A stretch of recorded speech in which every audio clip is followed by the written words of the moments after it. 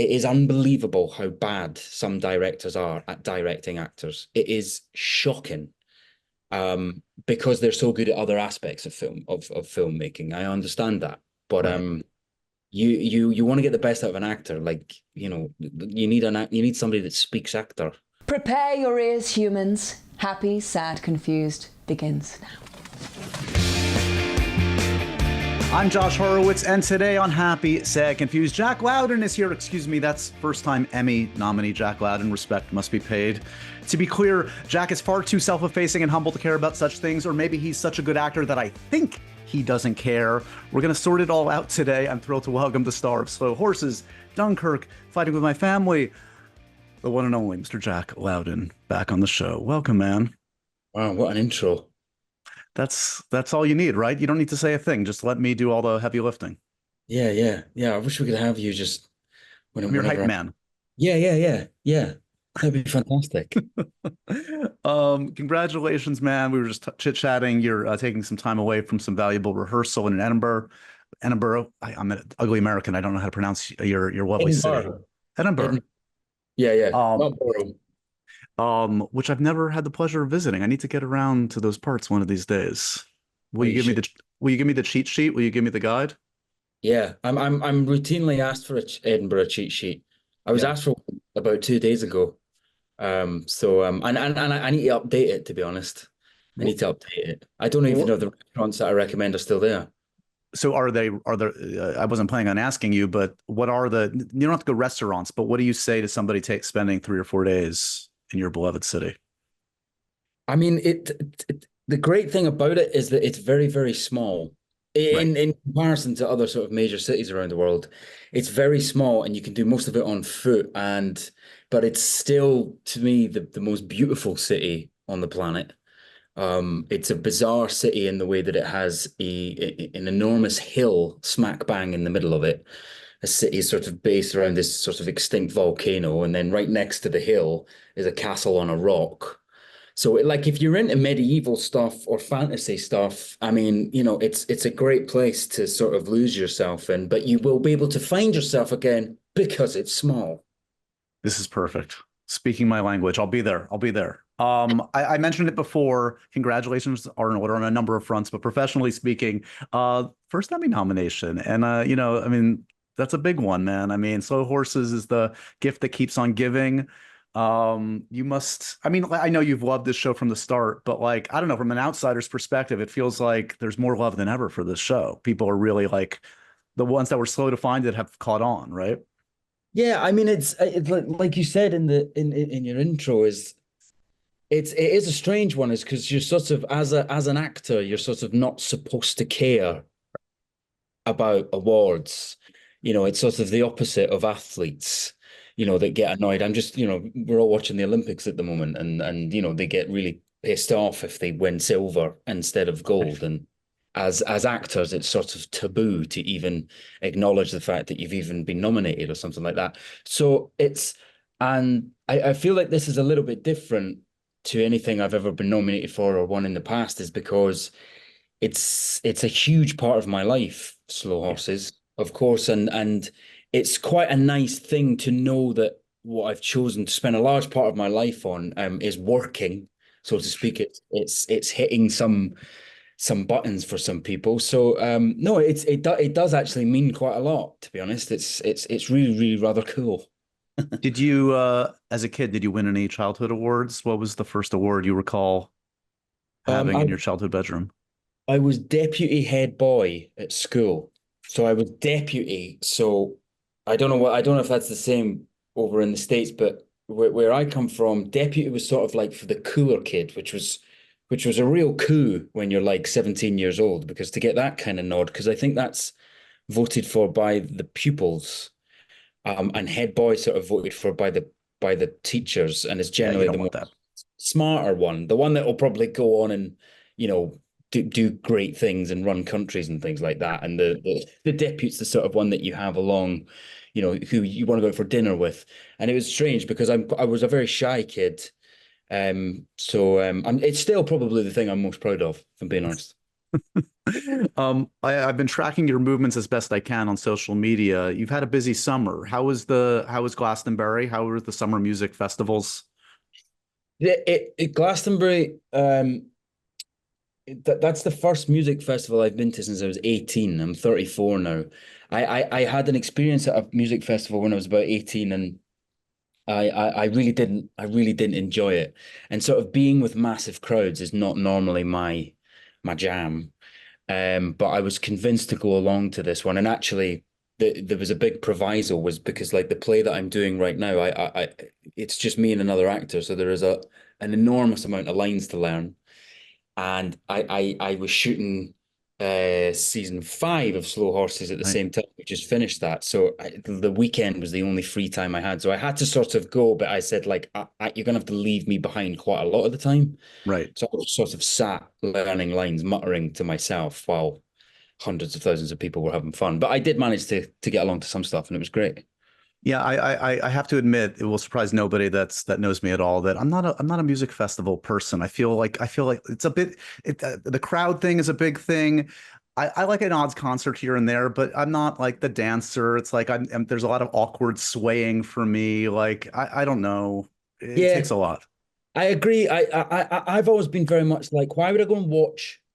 Why do I want to watch a band and they're like miles away, Right. and then the solution is to watch them on massive screens? And I'm like, Yeah, why yeah, am you're just I? like, yeah, Yeah, I'm like, I want to be on the stage. I want to see them like running off and taking like gulps of water and stuff. right. You know, I'm a big sort of rehearsal kind of backstage kind of fan. I would rather watch theater rehearsals and sell tickets for like in the wings. So sort of, and you feel less special. And I also felt a lot of the time with Glastonbury, because it's such an honor for these artists to play Glastonbury, is that we were making their night. And like they would thank us all the time. And I was like, well, no, we've come to watch you. You know, I felt like people were there to like when they say put your hands in the air, I'm like, that's so you can see that. Well, none of us can see that. Right.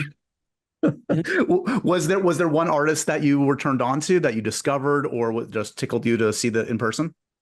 There was so the we went to see Keen. Hmm. Uh, there was just a sort of time where I just feel like everybody of my generation listened to Keen, or they listened to Coldplay, or they listened to Star Sailor, sort of very piano based Right. bands with big ballads. And that was an amazing experience. I cried, just stood in a field at like 3 in the afternoon. I cried to Keen. And then the great discovery of Glastonbury was an artist called Little Sims from, I think she's from North London, actually. Okay. It's the most amazing stage presence I've ever seen. Just, just mad. Just Yeah. such incredible composure, and she just ate the stage up. And both of those artists had in common was that they loved being there. You know, they truly loved the fact that they were there. So yeah, those two.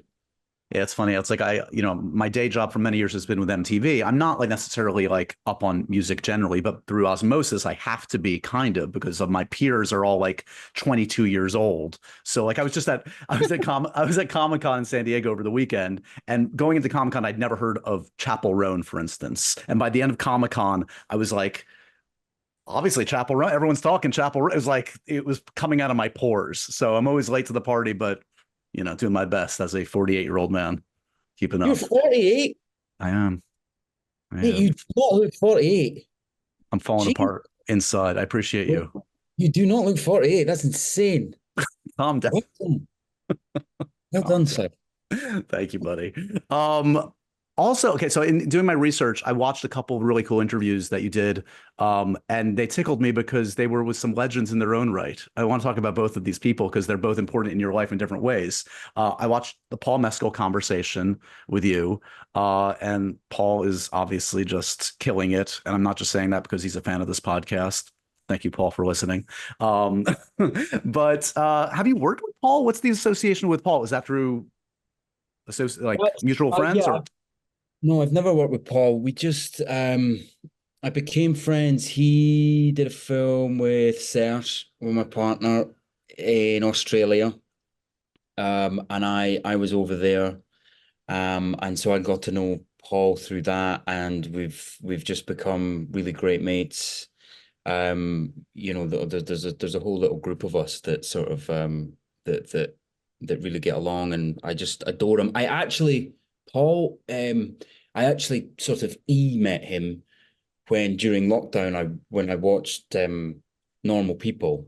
Oh, And I was so utterly blown away. There's a scene in that where I think he's having therapy. These characters having therapy, and he broke down, and like I've done my fair share of breaking down over the years. You know, I'm sure like everybody has, but I was so utterly moved. I'm never moved by those kind of things ever, and I was moved by that, and I just couldn't.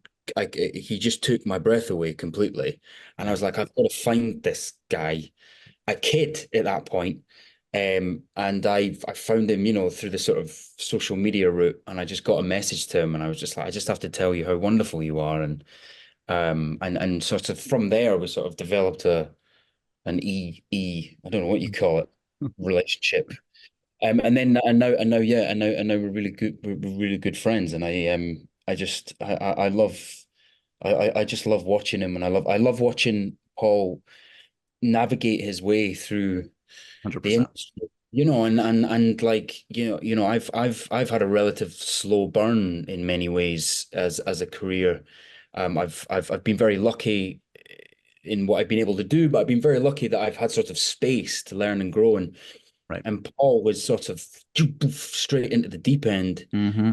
I love the way that he deals with it, and he's unapologetic for how he wants to keep as much of himself as possible, and I'm immensely proud of him for that alone. Forget his acting, which is, sort of just a sort of strange kind of beauty that very few actors have.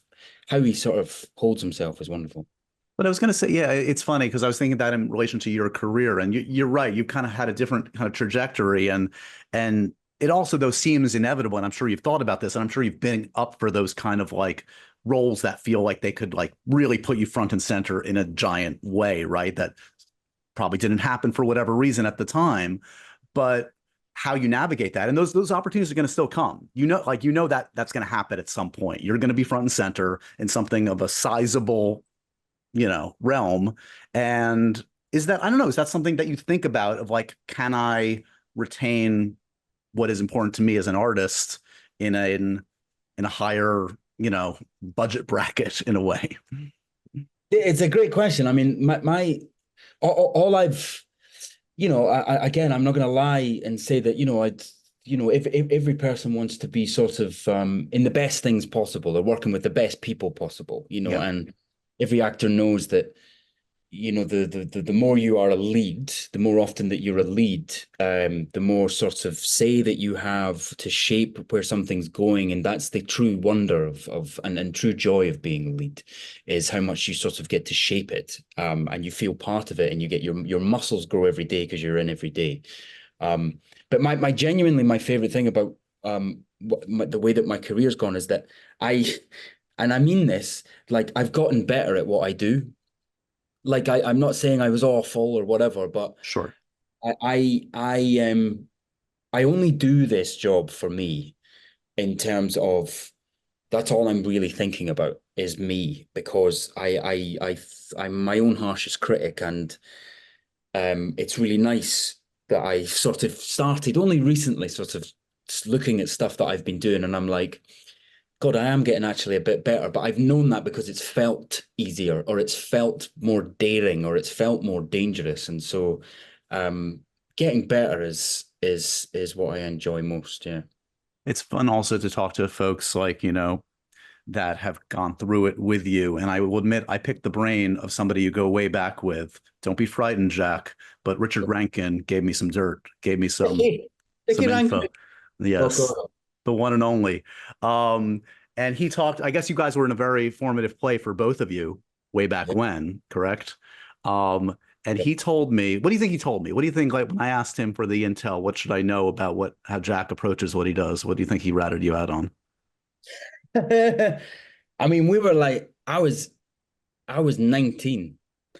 That was my first big job. What did he say? I mean, me and him once had an argument. Did he say that? No, see, I'm making you incriminate yourself now. Yeah, I'm going to incriminate myself. No, we invented this stupid. Oh, I thought that's what you would have said. We invented this stupid game because it was 10 boys, 10 like testosterone chalked up lads on tour, and we invented this stupid game called Cafe Ball. I think it was in Dumbo in Brooklyn with upturned bar stools and a basketball, and it was basically basketball, but you got it in the thing. And those games would get really, really heated. And Richard and I ended up in sort of like a clinch. And I ended up sort of like trying to throw him over my shoulder, or he ended up trying to throw me over his, or whatever. But I Just think too much damn testosterone back then. too much. And like, oh right, I thought that's what he would have said. Why? What did he say? Well, he went on the actorly route, which I appreciate. And watching your conversations, you obviously just love this shit so much. And like he talked about how, and I use the word shit with affection. He talked about how you like to always throw out scenarios, whether it was like tonight, let's play this as if we're both secretly in love with each other, or. Or I think when he was in a play, he was doing Macbeth with Saoirse. I think he said maybe you suggested to him that he play it as if it's super dark, like it's getting darker. Is that right? Yes, I did. And Richard plays them so well. Because I find Richard is this sort of Richard is like, again, it's these guys that I grow up. I love watching. It's the same with Paul. It's the same with other guys that I've sort of feel like for want of a better phrase, I've come up the ranks with. Yeah. And Tom Glencarney is another actor that I am immensely proud of. It not I just watching these actors grow and grow and grow is one of my favorite things about what we do. And we all get on, and I feel like a sort of a bunch of brothers that, all started, and we had no idea what we're doing, and watching everybody get better. And Richard was somebody that, to be in all honesty, the fact that he's grown into this absolute hunk, he's like this hunk. Like when we were all like 19 or whatever, like you just never would have thought that, running about playing soldiers, literally playing soldiers. He's like this hunk, and it makes me laugh. But he's got this brilliant comic ability. And so, I used to give him things like, play tonight that your left foot is in love with your right foot, but your right foot doesn't want to know. And Richard would play it full blood. And I, it's my favorite thing. And you need those things when you're on a long tour. Yeah, I'm sure. Yeah, he makes me laugh like a few others. I've done a lot with Outlander over the years, and he's hysterical. Did you go up for Outlander way back when? I could see you being in the mix there. Oh, no, they never came. How dare they? So being an adult definitely has its high points and perks, right? Like you can, if you so choose, eat ice cream for dinner anytime, any day you want. You could sleep until 3 p.m. on a Saturday, or go see a movie anytime you want, within reason. But it's not all fun. Like you have to do your taxes every single year. You have to figure out how you're going to feed yourself every single night. And you have to make doctor's appointments. And for that one, luckily, there is ZocDoc. It's the healthcare app that makes adulting that much easier. ZocDoc is a free app and website where you can search and compare high-quality in-network doctors, choose the right one for your needs, and click to instantly book an appointment. We're talking about in-network appointments with more than 100,000 healthcare providers across every conceivable specialty, from mental health to dental health, eye care to skincare, and much more. Plus, ZocDoc appointments happen fast, typically within 24 to 72 hours of booking, and you can even score same-day appointments. I've used ZocDoc, and you should too. So stop putting off those doctor's appointments and go to ZocDoc.com/happysad to find and instantly book a top-rated doctor today. That's ZocDoc.com/happysad. ZocDoc.com/happysad.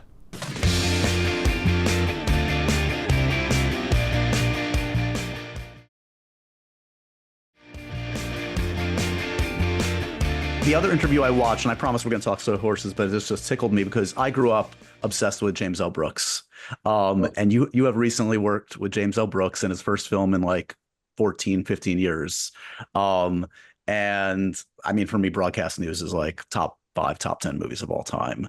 And I know you talk a lot about trying to inject comedy into your work, and nobody does that better in service of drama, dramedy, whatever we call it, than James L. Brooks. So I'm just curious, that must have been a big moment to be in that world, wasn't it? It was an enormous moment. For many reasons, but one of them being the comic element to what we do is something that I have always wanted I'm always constantly trying to put it in the work that I do. And then so to be in what I think is, it's not an out and out comedy, Jim's film, but it's certainly the most comedic film that I've been in, overtly comedic. Right. And then to work with one of the great geniuses of screen comedy was quite daunting at first. And I couldn't quite believe that I was the guy that was chosen to be in that, but he truly is a genius at what he does. I've never worked with a director, writer, or anybody that knows, kind of sound like a dick, but that knows love as well as Jim knows love. He knows all the different versions of love, like the most ridiculous and the most meaningful, the most subtle. He also, I just felt like a kid. Because he does like 15, 16, 17 takes, Jim. And he's got an idea. He's always seen it in a certain way. And we sort of do that for the first 4 or 5 takes. You're sort of trying to get what he means. Sometimes you're getting it, sometimes you don't. And then he will like go, okay, let's forget that. And he'll go try this. And then you get to about take 12 and he gives you those magic words where he sort of says, okay, now do one for you, which is the most beautiful thing a director can say to you, in my opinion, because it's a sort of validation. You've given him what he wants. Now he's like, go do it. And it was in those moments that I've really sort of felt, again, on the theme of getting better, I really sort of pushed myself. And there was he's one of the great directors as well, because it's best idea wins. It's not who has the idea, it's best idea. And a guy of that caliber to be in the position where he turns to you and says, what do you think? You're like, fuck, okay. Yeah, I'm collaborating with a guy who doesn't need to collaborate. He can just dictate what he wants, but he's and he laughs. I know. Yeah, that laugh is like famous. Laugh during takes, and you're like, we're during a take, Jim, and you're laughing. And I've never experienced that. But I loved it because I come from stage, so I miss that perception. No. Oh, it was wonderful. I can't wait. Okay, Slow Horses. I was telling you before we started, I've gotten a chance to see the new season. No surprise, it's awesome. It's a really great one. Season 4 is coming soon. I'm not going to spill anything, but it's a big one for you too. I mean, it's a really interesting, intense, right from the get-go arc. I mean, you talk about kind of like tracking your progress as an actor. I mean, I guess there's no better like barometer. Like, you've been on the show for a few years. Like, do you internalize? Do you say like, okay, season 4, season 5, I'm noticing a difference within myself of how I approach the work, and I've progressed. I'm at a different level now. Yeah, there's I mean, maybe it's just sort of like a first day at school kind of thing. But when we first started, I just looked at the lines, and it was delivering what I thought was on the page, and basically tried to do what I was told and tried to deliver what from someone else's imagination.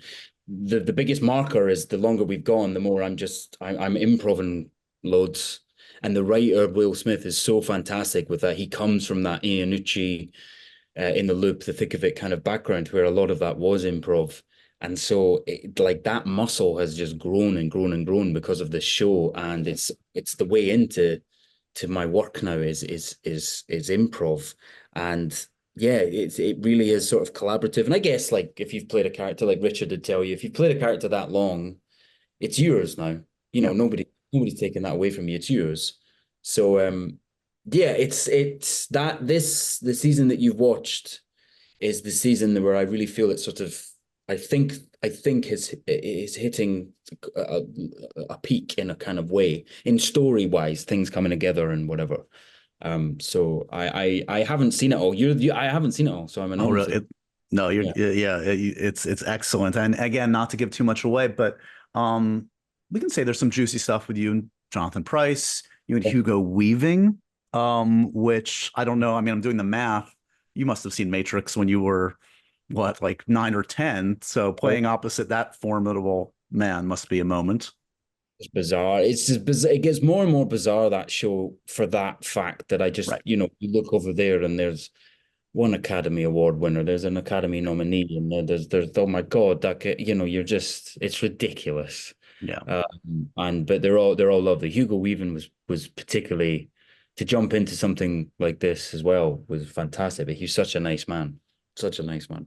I know you inevitably end up talking a lot about Gary, as you should. I mean, we've talked about him before. I mean, he's a legend. And after we spoke last time, I did one of my favorite events I've ever done in my career. We did a live career retrospective with him, and my God, like the work alone, but like the humility, the wisdom, it's just like the gold standard.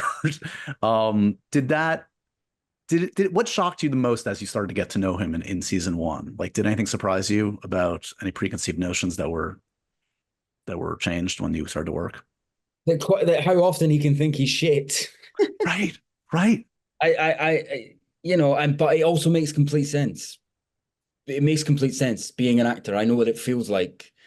I know what that feels like, and everybody else is sort of, I have nowhere near the same sort of level of this as Gary, obviously, but I kind of know what it feels like to sort of feel a bit mad because everybody stood there going, "No, it was really good," and you're like, "No, it wasn't. It didn't feel good," so I understand where it comes from with Gary to a certain extent, but like Gary could just lean against a door and it's fantastic.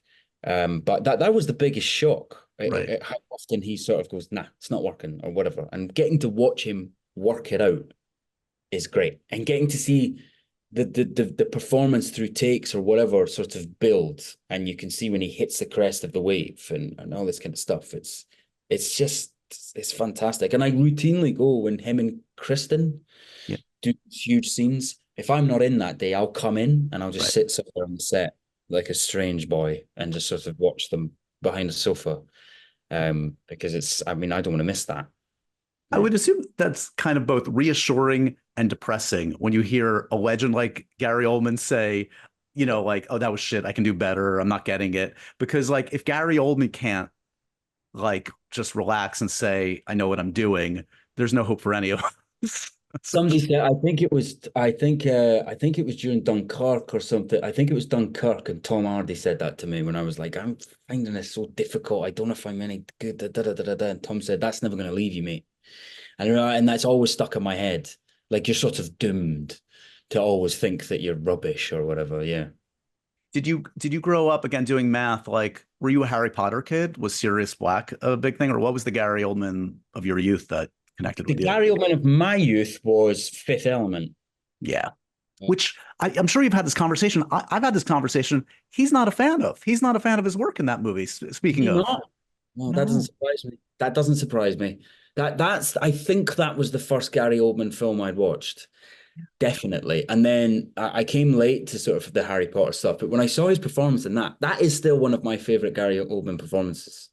It's so as Sirius Black. Yeah. Sirius Black. It's so beautiful. It's where everybody else is, they're all brilliant in it, but where everybody else is sort of being a bit big and mystical and whatever. And Gary's, especially then, Gary had this thing across his eyes of sort of looking right through you. And the way he looks right through Harry Potter, that nobody looks at Harry Potter like that through the whatever 10 films it was. It's gorgeous performance. Do you know what he said about that performance when I asked him about it? You know what he called it? Shite. Mediocre. He said a lot of my work in that is mediocre.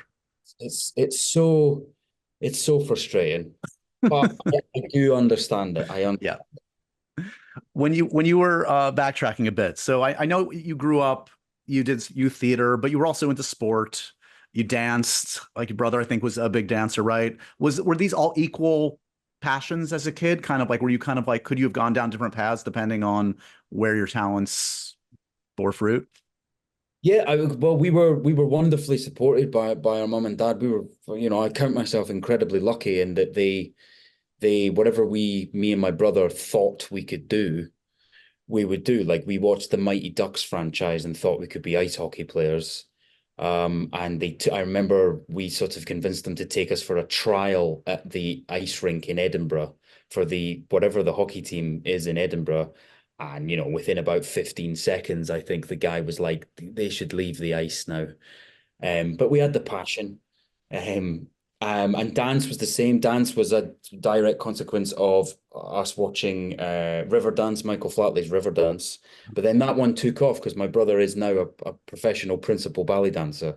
Wow. So that one really worked out for him. And I sort of went along with him, sort of used to stand next to him in a dance class and look at myself in the mirror and mutter to him, I shouldn't be doing this, should I? Because I couldn't do what he could do.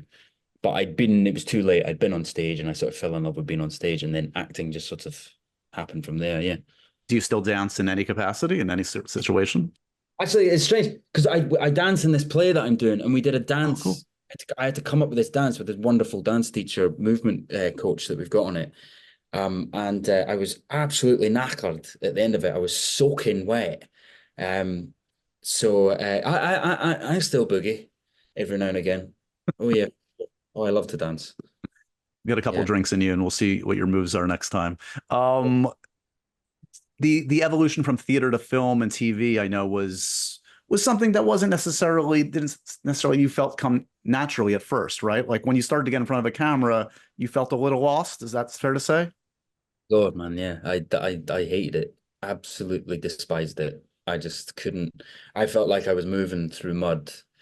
And it's only sort of in recent years that something's changed. Something's kind of started to shake off a bit. But yeah, really didn't like it. What was that about? Was it just like not knowing who to play to, the mechanics of it, the marks? I mean, that's all part of the stage work too, to a degree. But I guess no, you know what it took me years to work out what it was. And what it is because of being on stage a lot and from a young age, but I was a shy kid. There was somehow it was okay on stage because there was a sort of permission, because it was very much us. I'm on stage, audience, everybody's watching. Right. It's a sort of permission. The lights go down, lights come up on me. I've got permission. We've all agreed that this is a performance. There's something about when I made the transition into screen was that because there's no audience, and you could literally be, anywhere shooting it, like in a lay-by off of a main road or whatever. And it's lots of people in like high-vis tops, people doing jobs. I feel like I felt on a film set, the acting was getting in the way of like a construction site. Like I'm in the way. I'm a nuisance to the real world. Yeah. Yeah. Can we take a break? I need to do a bit of Hamlet. Like, that's what it feels like. So sorry, can you put that pipe down? That's what it feels like. So the lack of the sense of performance, right, I think, made me very, very embarrassed. I got embarrassed. And so I felt like it was like walking up to somebody working in an office and going, do you mind if I cry? You know what I mean? And then it took me years to work that out.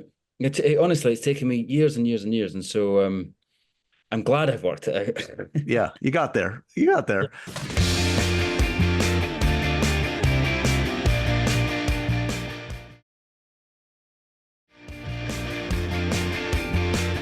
You're obviously also in recent years, you've been working with some astounding filmmakers and filmmakers that don't necessarily read to me as like hugely emotional or validating. I'm not saying that as a pejorative, but like, I don't think of like Steve McQueen or Christopher Nolan as folks that are going to be like, nailed it, you're killing it, man. Like, do you need that as a performer? And is that like, you're in the hands of the best, but you're probably not getting like that kind of validation in the moment. So can you kind of in your own head, like clock, like I'm doing what I need to do? Well, it's interesting with those two, with Nolan, with Chris, it's more like a sort of like, I guess what it's like, for like Alex Ferguson, like a sports coach, like a real, somebody at the absolute top of the game. And it's sort of, with Nolan, it's more a sort of nod across a crowded room, in which is film in itself. That, you search for it and he just gives you a nod. And you just learn to go, oh, well, that's the difference between, oh, right, he thinks it's good. Yeah, he's, I also think just someone like Chris Nolan's got so much going on in his head. He's got so much more to think about. So you learn to read those signs. Steve McQueen, on the other hand, Steve will scream, that was fucking brilliant. Oh, I didn't realize that. Yeah. I'm surprised to hear that. Okay. Oh, I've seen him run in after actors have done a certain take, and he's picked the actor up. It's sort of Amazing. and we all celebrate this actor. He has a wonderful way. Oh, I love to hear that. It's Amazing. great. It's Yeah. fantastic. Yeah, obviously that's the one you prefer. Yeah. Needy actors. We need something. Come on.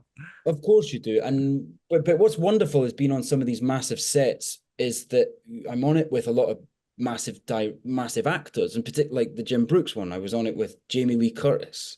Right. And Jamie would say this, Jamie wants to feel the love too, even though she's an Oscar-winning, legend, the woman. It doesn't leave an actor, and I have yet to work with an actor that's like couldn't care less if anyone thinks they're good. Right. It's the oxygen, and it's fun. It's fun. So no need to. Your partner just worked with Steve. I can't wait for Blitz. This is going to be a big one for the fall. I know. Do you? Did you? I guess you don't need to give tips. Saoirse knows how to work with the best, but yeah, she knows what she's doing. No, I definitely don't need to give her any tips.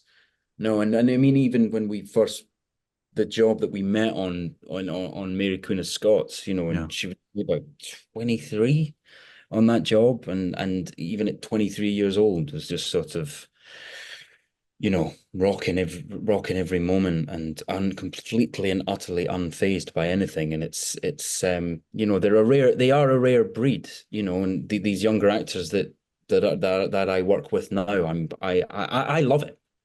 I love it. I love it when I work with a young actor, and there's a difference between being like a dickhead and then just being somebody that's just completely at ease and sort of really thrives in it. And I love watching it. Tom Glencarney was one of them. Right. On Dunkirk, just watching this kid, he just took to it like a duck to water. And he still does, and I adore him. I haven't seen The Outrun yet, but I know you produced that. Saoirse's obviously starring in that. What's it been like to collaborate? I mean, obviously, Mary Queen of Scots is where you guys met. This is a different kind of collaboration. Some couples, we're never going to work together. We just want to keep it separate. Did you find it a natural, fulfilling experience to work in this kind of capacity with her? Yeah, I mean, she is first and foremost, in terms of the arts. She's first and foremost one of the elite actors, I think, that's working, even at how young she still is, and we've it's inevitable, I think, if actors are with actors, writers are with writers, or whatever, that you're drawn towards making something together. We didn't go out looking for something to make together. Right. We've always sort of fantasized about it or whatever.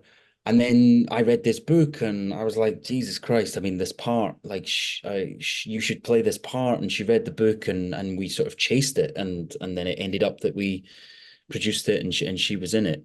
And it was one of the great joys of my life doing that project. It's such a hard thing to get an independent film made. Yeah. And it's an absolute miracle. And I feel very fortunate that I've had the experience of it.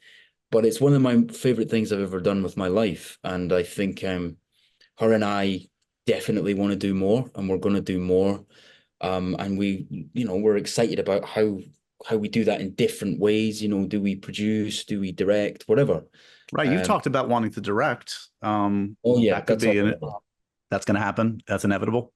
Yeah. And I would love to direct her.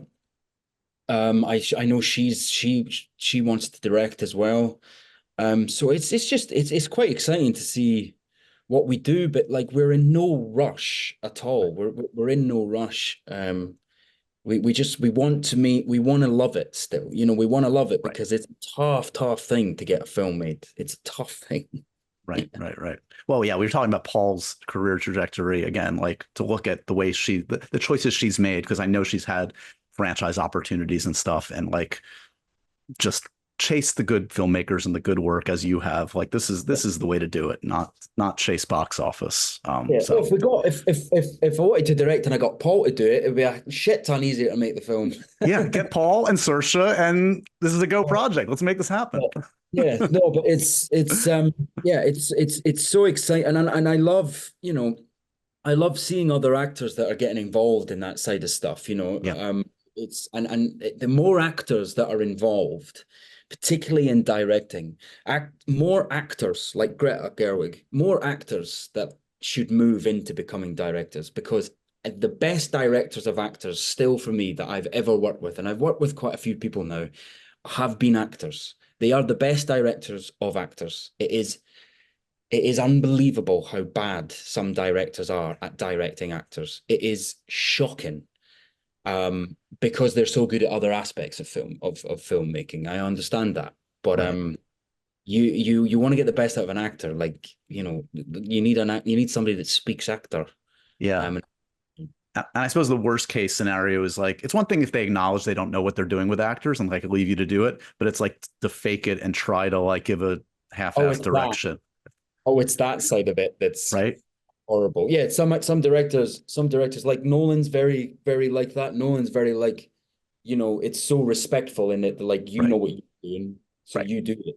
And I'll poke and point it to certain bits, but yeah, he's very like that. But yeah, it is the ones that are like, if you were a mango, I'm not a mango. Or yeah, it is amazing how bad they are.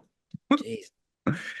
You'll be happy to know I checked the odds this morning. You're 12 to 1 to be James Bond as of this morning. I know you keep up with this every day.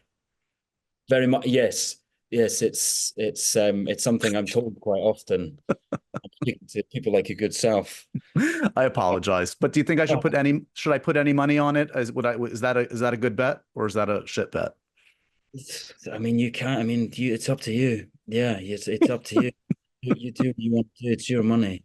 Here's my question. If that amazing opportunity, and look, I know it's a long shot for any actor. This is a one in a million kind of thing. But we talked about comedy. Not that we need a comedic James Bond, but there have been lighter Bonds and darker Bonds. Is it time for a Roger Moore-ish lighter Bond? Is that what the Jack Lowden take might be? I can't speak for the Jack Lowden take, but I can speak for. It is an interesting moment. I think what on earth you do with it, and sort of with things of that nature. It's the sort of realism matches with sort of entertainment, and I think what they did with it, where the last one finished, and the last incarnation of it of with Daniel was just so brilliant. I loved it. I don't really know where they go. And I'm just as eager as everybody else to see where they go. But yeah, I'd love to see more humor in it. I don't think humor has been particularly missing from it, but I would, yeah. No, No, I it felt would, like, especially as Daniel moved through the films, like he was willing and able and open to kind of injecting some of that humor, which was fun to see. And now he has a full-fledged comedic career going with the Knives Out movies. I mean, come on, he's amazing. yeah, of course. Yeah, so he does. Yeah. Uh, We're going to end with our happy, sad, confused, profoundly random questions. Jack, are you ready? These are some rapid fires for you. Okay. Dogs or cats? Which one are you? Dogs. Correct. This is a dog household. Well done. All right. Uh, I thought that I was supposed to do it as quick as possible. Sorry, that was a really no, cut.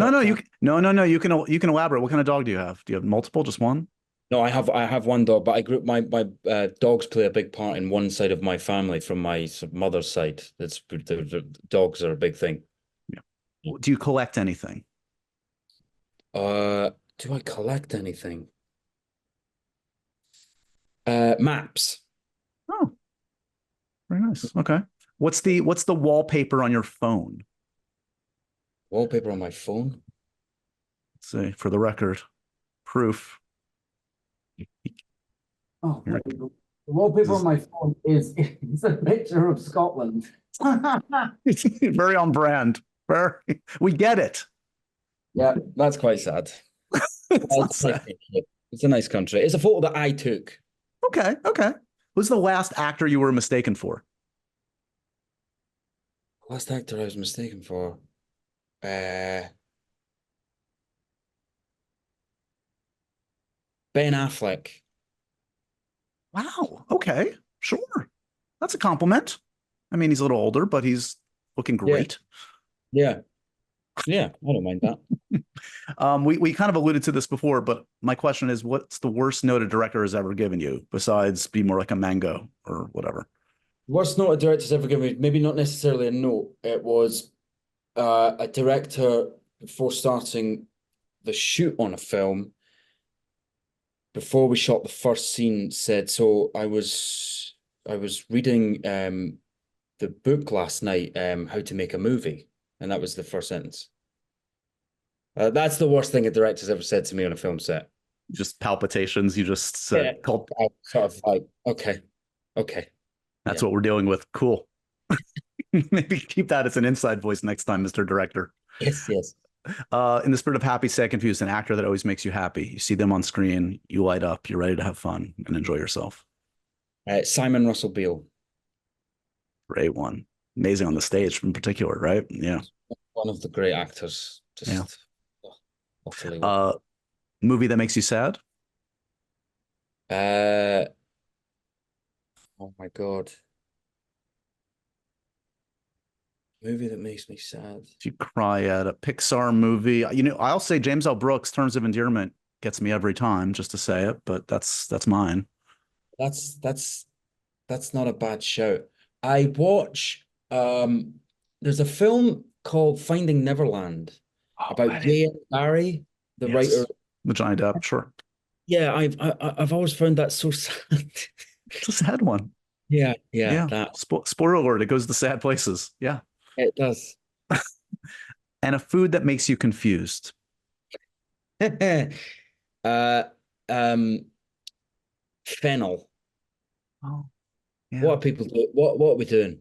What's the point? What? Yeah, what are we doing with it? Like, what? Stop it! Like, it's enough now. Fennel, like what? It's disgusting. Yeah, you and my wife, you can have a long conversation. You both hate fennel.